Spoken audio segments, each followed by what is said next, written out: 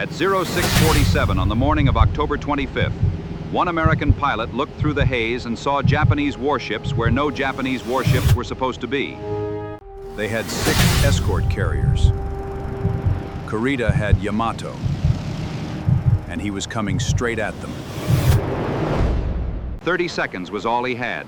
He could not outrun the battleships, so the carriers laid smoke, launched every aircraft they had, and sent their destroyers straight at them. A pilot aboard one of the escort carriers near Samar had gone up at dawn for an ordinary anti-submarine patrol. By 0647 on the morning of October 25, 1944, he was looking down through breaking haze at pagoda masts where no friendly task force should have been. He radioed his ship at once. Word passed quickly through the escort carrier group called Taffy 3, and within minutes, the morning routine of launching ground support aircraft for the Leyte beachhead was being torn open by something no one in the group had trained for. 6 American escort carriers were east of the Philippines, getting into launch position as they did every day. They carried small aircraft and were built chiefly to support troops ashore and hunt submarines. Protecting them were 3 destroyers and 4 smaller destroyer escorts. The ships ahead on the horizon belonged to Vice Admiral Takeo Kurita. Kurita's center force had crossed the Sibuyan Sea under punishing American carrier air attack the day before. One of his battleships, Musashi, had sunk. He had reversed course once, then turned again, and come on. During the night, he passed through San Bernardino Strait, while Admiral Halsey's much larger American striking force was away to the north, chasing Japanese decoy carriers. At first light, on October 25th, Kurita's lookouts correctly identified Americans ahead, but misidentified the size and strength of what they were looking at. Heavy cruisers and destroyers led the Japanese line. The biggest battleship in the world, Yamato, followed behind. The fleet was strong enough to destroy everything in front of it if the morning stayed orderly. The morning did not stay orderly. On Fanshawe Bay, Rear Admiral Clifton Sprague received the pilot's contact report while standing on the bridge. He had 30 seconds to decide what to do with a unit built for support work that had just been made the target of a surface fleet. Sprague ordered smoke. He ordered the carriers to turn east, gain whatever speed they had, and launch every aircraft they could get into the air. He ordered the destroyer screen to attack with torpedoes. The carriers were Casablanca-class or Sangamon-class ships, with wooden flight decks and limited speed. A fleet carrier could outrun a battleship, an escort carrier could not. Everything Taffy 3 did from this moment forward was being done inside reach of Japanese guns. On St. Lo, men on deck had already seen splashes rise near other carriers from what they later recognized as colored dye shell salvos. Signalmen tried to send challenge lamps to the ships on the horizon. There was no answer. Aboard Gambia Bay, the news reached the bridge at the same moment she was turning into wind for an aircraft launch. Her skipper held the turn, got his planes away, and then joined the rest of the group in laying smoke and running east. Kitkun Bay and Kalinin Bay went through similar evolutions almost in unison. Their flight decks worked with the kind of urgent efficiency only seconds and experience can produce. Aircraft of every kind went into the air, some carrying depth charges, some with only the guns they had. Aircraft that were already airborne from earlier patrols, including Avengers and Wildcats with no proper ordnance for surface fighting, were redirected by radio toward the Japanese fleet. A pilot flying an anti-submarine Wildcat could not sink a cruiser, but he could make its captain believe he might be under air attack. Commander Ernest E. Evans on USS Johnston did not wait for confirmation. He turned his destroyer out of the carrier screen and headed for the approaching Japanese cruisers at 25 knots. Johnston was a Fletcher-class destroyer built to do exactly this kind of work, but the targets ahead outweighed her by orders of magnitude. Evans needed torpedo range before enemy fire ended his run.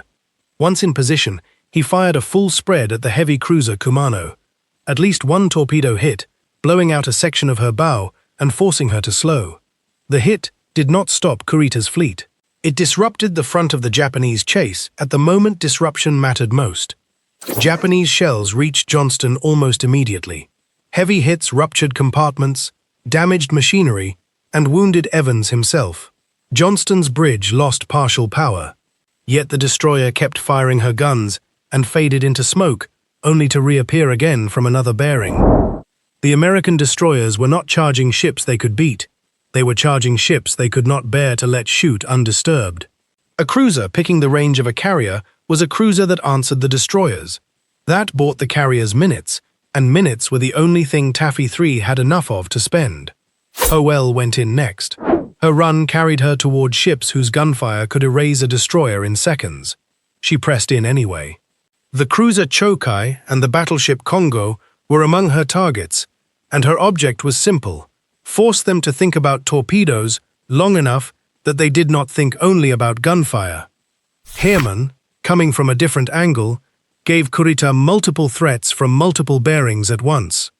The Japanese fleet was now facing American aircraft overhead, smoke screens ahead, destroyers and destroyer escorts darting in from the haze, and 6 carriers launching at every possible moment. On White Plains, Captain William Chase understood that his ship's survival depended on staying hard to identify inside the smoke. White Plains was neither the slowest carrier nor the most exposed, but her captain used weather, course changes, and deliberate positioning so that Japanese gunners never got a clean angle on her silhouette. White Plains was also within range to fire back. At one moment during the morning, she hit the heavy cruiser Chokai with her 5-inch gun. The hit destabilized the cruiser at exactly the kind of secondary system level where modest damage can keep a ship out of action for hours. That hit was small in itself. Its consequence was not. White Plains would be remembered in American records for her gunnery on a cruiser she had no business shooting at.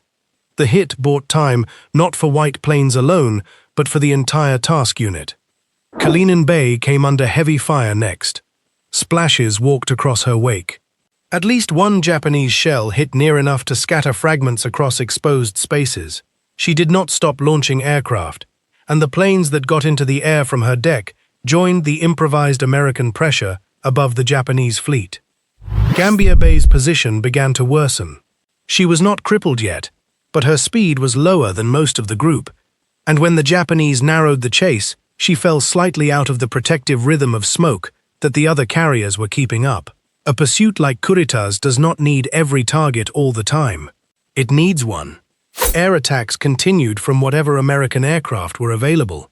TBM Avengers from Taffy 3 and adjacent task groups went in on Japanese cruisers and battleships, some carrying bombs, some carrying only depth charges held for submarines that morning. Their pilots had been told to attack and had been told nothing about the kind of fight they were flying into. A pilot making a torpedo run, or even a simulated torpedo run, on a heavy cruiser does not need to hit the cruiser to change its behavior. The cruiser will turn, lose range, and lose the moment of clean gunnery it had been building toward. Several American attacks that morning had that exact effect on ships in Kurita's line. Roar of enemy fire grew sharper on the carriers. St. Lo's captain steered toward earlier shell splashes, deliberately trying to upset Japanese corrections based on the dye markers visible in the water.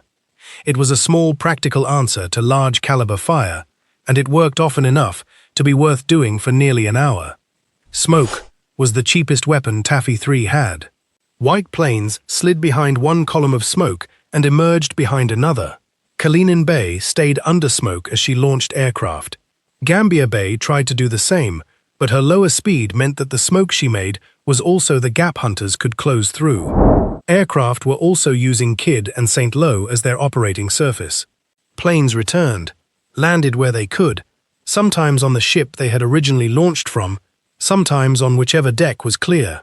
Refueling and rearming were done at speed, and with whatever weapons were still on the aviation fuel shelf. Fanshawe Bay, Sprague's flagship, was not merely fighting her own survival battle. She was coordinating the entire group's launches, smoke runs, and signals to other American forces. The job of keeping ships moving under fire is less dramatic than destroying them, but it is often the difference between a unit that survives and one that is overrun in detail. The destroyers were not conserving themselves. Evans had been wounded in Johnston, but he stayed at command. Looking through his bridge optics, he saw his ship as a single instrument of pressure. Naval destroyers are built with redundancy, and Johnston's redundancy bought more fighting time than her rating conditions should have allowed. Hoel's final approach carried her so far into the Japanese line that her survival became irrelevant to her function. The battleships and cruisers she drove toward had to engage her instead of the carriers she was shielding. That is the brutally practical arithmetic small surface combatants bring to a chase like Samar. Heermann's torpedo threat pushed Yamato, the largest battleship ever built, into a turn wide enough to take her out of the immediate firing line for a period. Yamato's main guns were still there, and still dangerous. They were not, however, in the correct position to deliver the kind of concentrated, accurate fire Kurita needed. Kurita's forces were also dealing with the partial memory of the day before. Japanese lookouts, gunners, and bridge crews had endured hours of American carrier air attack in the Sibuyan Sea. That experience lay very close beneath the surface of their actions off Samar. A cruiser captain who turns away from an American aircraft loses time. The same captain still remembers Musashi sinking. The Japanese heavy cruisers were the instruments most likely to destroy the escort carriers in close pursuit. Chokai, Chikuma, Tone, Haguro, and others were built for aggressive surface action. The destroyers and destroyer escorts of Taffy 3 were specifically trying to damage or distract them. Samuel B. Roberts entered this same logic. A destroyer escort was not supposed to fight like a destroyer, but her captain, Lieutenant Commander Robert Copeland, drove her forward as though categories had been suspended for the morning. She launched torpedoes and then fought with her 5-inch guns at ranges where any return fire could finish her. Roberts' aggressiveness was visible from the carriers. To the Japanese, her rapid, accurate fire made her seem heavier and more important than her class. To the Americans watching, she became proof that the screen had decided to fight rather than simply survive. Johnston reappeared through smoke and engaged again. Her hits on the cruiser Tone set off fires aboard Tone that kept that cruiser occupied with damage control for a period that mattered. A heavy cruiser fighting fires is one not shooting effectively at escort carriers.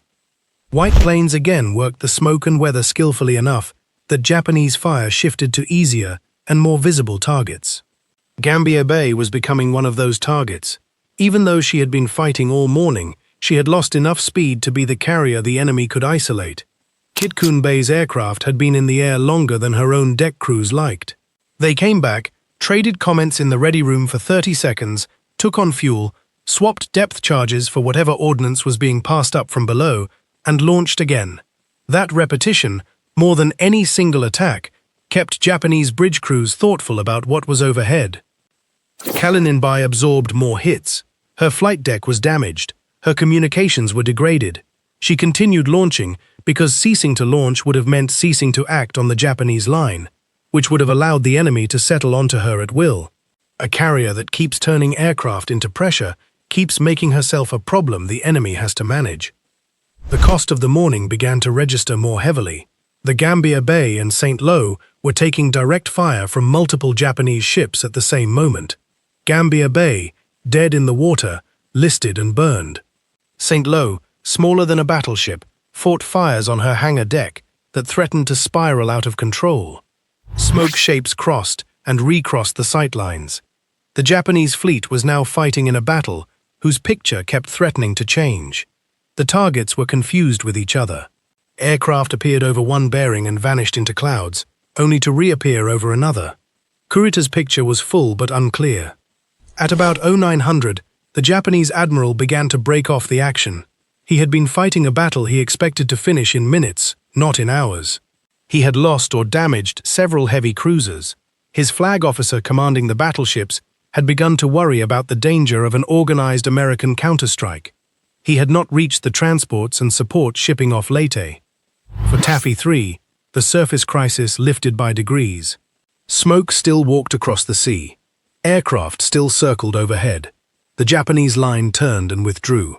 None of the surviving American command crews mistook withdrawal for victory yet, but the immediate pressure on the carriers was no longer climbing. Fanshawe Bay's role, now shifted from survival to consolidation. She had to bring her group together, recover aircraft, and account for the ship that had already been sunk. Gambier Bay had gone down under enemy gunfire. The escort-carrier Fanshawe Bay's surviving aircraft circled, looking for survivors in the oil-smeared water. Sprague at first had to assume that the morning's danger might return.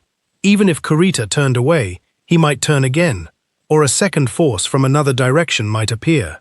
The group needed to look intact, launch what aircraft it still had, and clean up the wreckage before the next crisis arrived.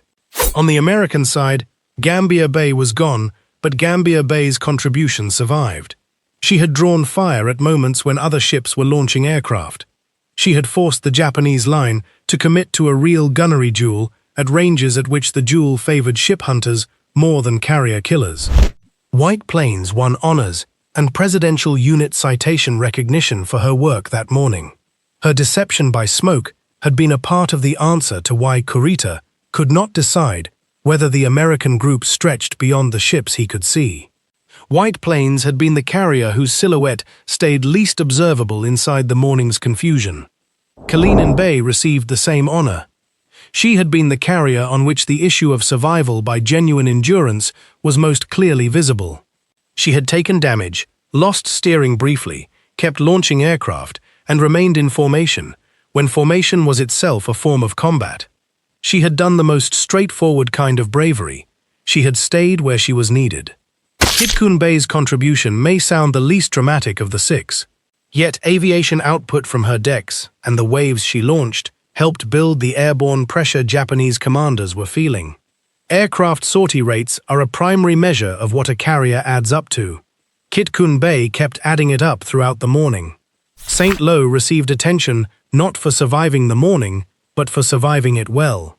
Her crew had handled launches under fire, navigated in and out of rain squalls, and watched shell splashes move close enough that men could feel they were no longer asking fights but surviving them. That extra margin would prove fatal. By mid-morning, another form of attack had arrived over Taffy 3. Japanese special attack aircraft, the first organized kamikaze formations in the Pacific, came hunting the escort carriers. The same ships that had survived Yamato's guns were now targets for pilots carrying bombs against their own hulls. 1-0 belonging to a special attack unit closed on St. Lo. Anti-aircraft fire rose and missed or hit too late. The plane dropped a bomb, crashed onto the flight deck, and the bomb penetrated to the hangar below. Aviation fuel and armed aircraft were awaiting in those spaces. The first explosion may have looked survivable from inside the ship. Then came the deeper ones. The aviation fuel vaporized and ignited. Aircraft and ammunition cooked off. The forward elevator was punched through. St. Lo became a burning body in less time than her crew could fully account for. St. Lo sank within 30 minutes. She became the first American warship lost to a kamikaze attack. The escort carrier that had survived the largest battleship fleet in Japan could not survive a single determined aircraft carrying a single bomb and a willing pilot. For Taffy 3, St. Lo's loss transformed the day's meaning. The Americans had held off Kurita, but they had done so at the opening of a new and grimmer phase of the war. The Pacific in late 1944 was no longer a war of long-range shells, heavy cruisers, and submarine torpedoes only. It had turned, at Samar, into a war of flame and special attack. Rescue work finally concentrated after St. Lo went down. Survivors of Gambier Bay and St. Lo and the ships that had fought alongside them were now in the water. Crews of destroyers and destroyer escorts and surviving carriers pulled men out of oil and wreckage in conditions that sometimes lasted past nightfall. Samuel B. Roberts, Howell, and Johnston had already gone to the bottom. Their crews were in the water too. The human cost of the morning cannot be measured by what was happening on the bridges or in the operation rooms. The cost was felt by men on rafts, men in life jackets, and men who never made it to rescue. Kurita reached San Bernardino Strait with most of his battleships still under his flag. He had lost or damaged some of his heavy cruisers.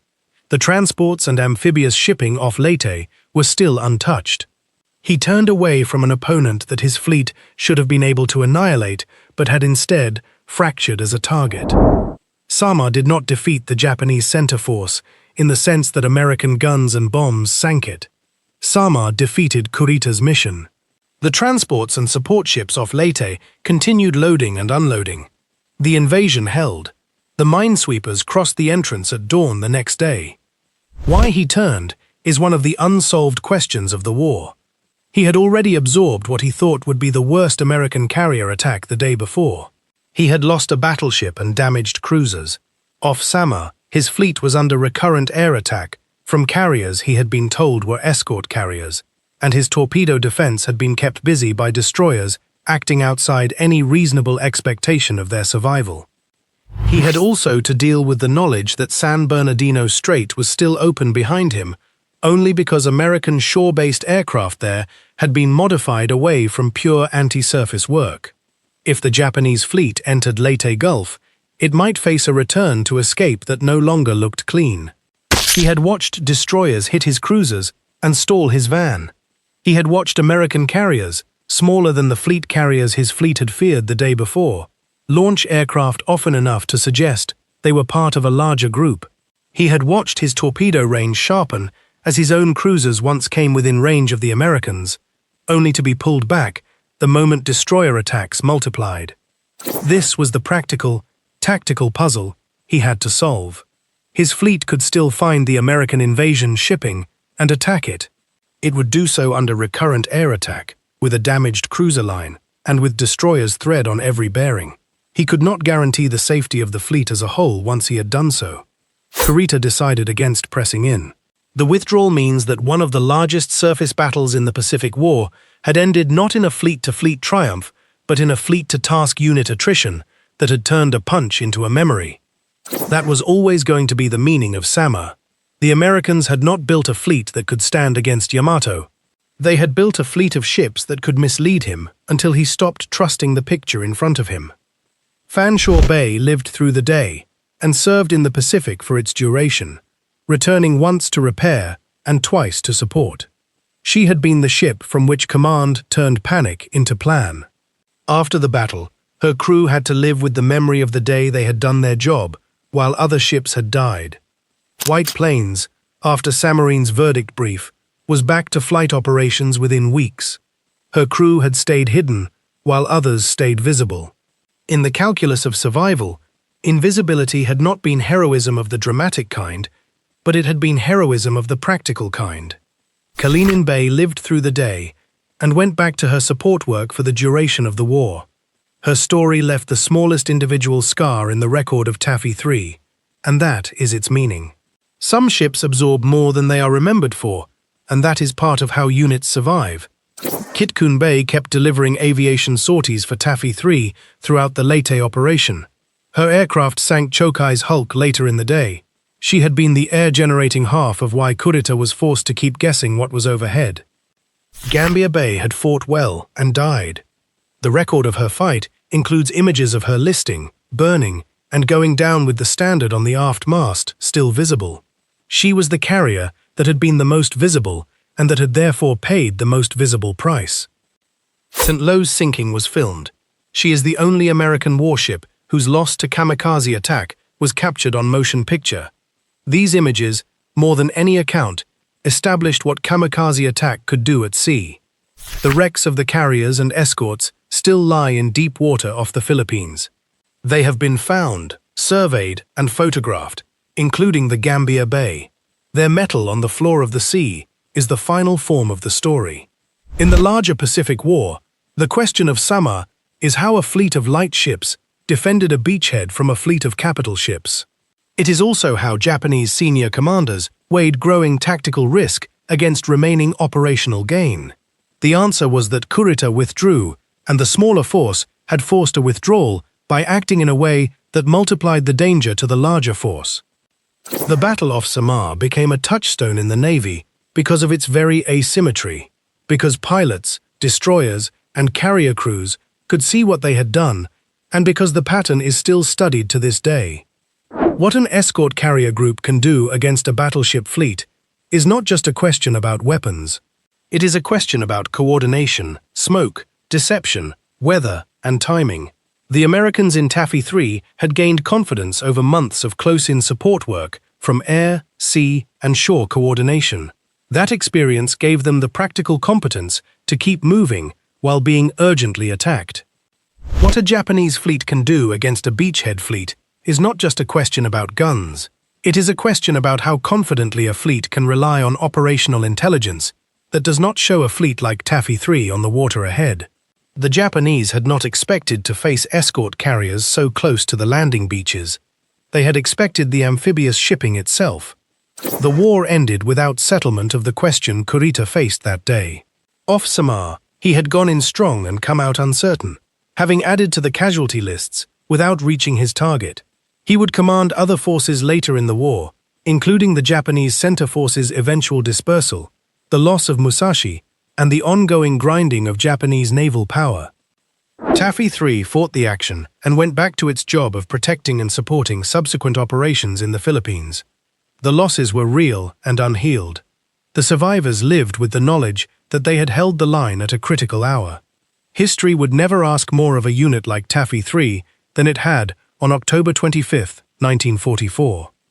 Subscribe to this channel and turn on notifications, because every week we tell stories like this one, through the real sequence of events, the ships, the people, and the decisions that changed what happened next. If this is the history you want more of, hit like so it reaches more people, and tell us in the comments where you are watching from.